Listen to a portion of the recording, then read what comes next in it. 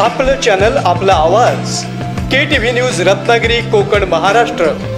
देश विदेशातील असंख्य दर्शक आतुरतेने वाट पाहतात ते म्हणजे कोकणातील लोकप्रिय न्यूज चॅनल KTV रत्नागिरी. हे न्यूज चॅनल लाईक करून सबस्क्राईब करा आणि बेल आयकॉनवर क्लिक करून ताज्या घडामोडी पाहायला विसरू नका. KTV रत्नागिरी.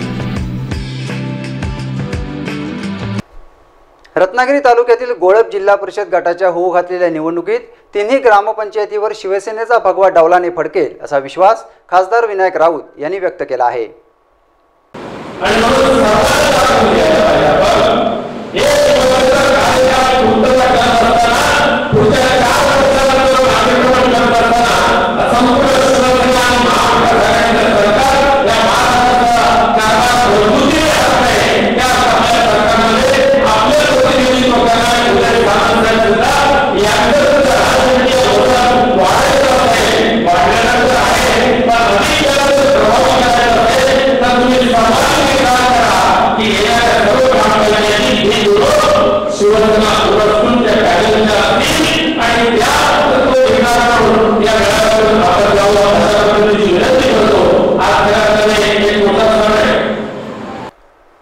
गोळप जिल्हा परिषद गटातील शिवसेनेच्या कार्यकर्ता मेळाव्यात बोलताना खासदार विनायक राऊत यांनी आपल्या नेहमीच्या शैलीत जोरदार फटकेबाजी केली.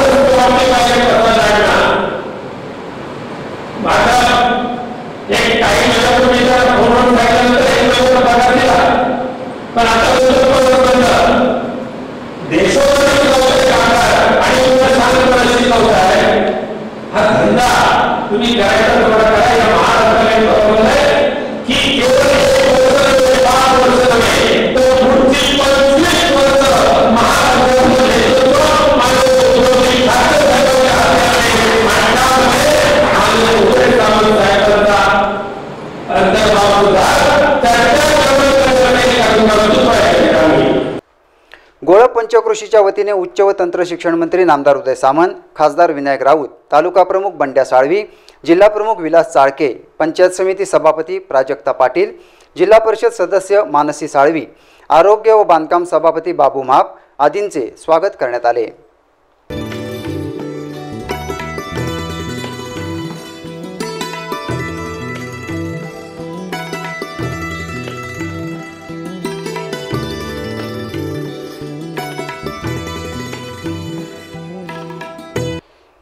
गोळप जिल्हा परिषद गट नेहमीच शिवसेनेचा बालेकिल्ला राहिला आहे, कारण प्रत्येक निवडणुकीत येथील ग्रामस्थांनी शिवसेनेला भरभरून मतदान केले आहे असे नामदार उदय सामंत यांनी सांगितले.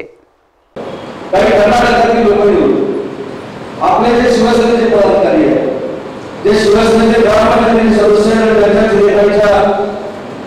आहेत, अशा लोकांना दादागिरी करून त्यांना ग्रामपंचायती करायला लागलेले आहे.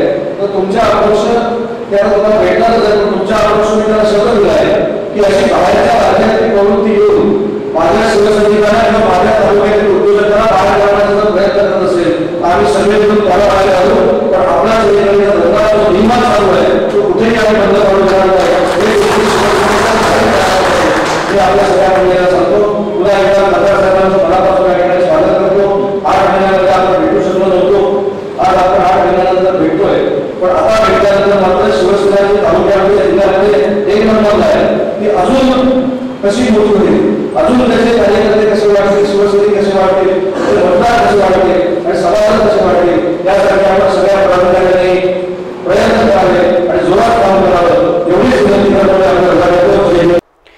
या मेळाव्याकरिता उपतालुका प्रमुख राकेश साळवी, तालुका युवा अधिकारी तुषार साळवी, माजी सभापती मंगेश साळवी, महिला संघटक कांचन नागवेकर, ज्योती मयेकर, बावा साळवी यांच्यासह गोळप, पावस, रणपार पंचकृषीतील शिवसैनिक मोठ्या संख्येने उपस्थित होते. तालुका प्रमुख बंड्या साळवी व आरोग्य सभापती बाबू माप यांनीही मेळाव्याला मार्गदर्शन केले.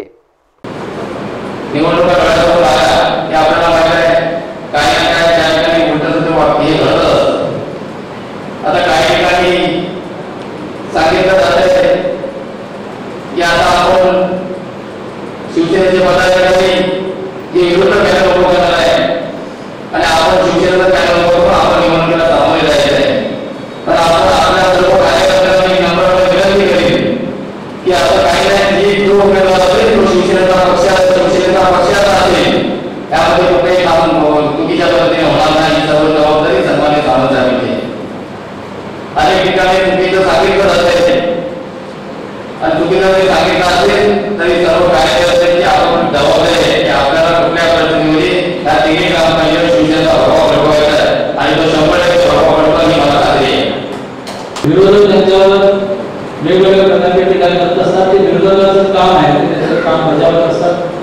पण आपले सुद्धा जिल्ह्यामध्ये ज्यांचा समाजकार्याशी काही संबंध नाही असे त्यांना पद मिळाले विरोधी पक्षाचे, ते म्हणजे कुठेही आरोप करतायत. तर माझं असं म्हणणं जे लोक आपले सोशल मीडिया वापरतात, पेपरमध्ये ज्या बातम्या वाचतात, त्यांना सुद्धा सोशल मीडियावर सुद्धा उत्तर दिली पाहिजे.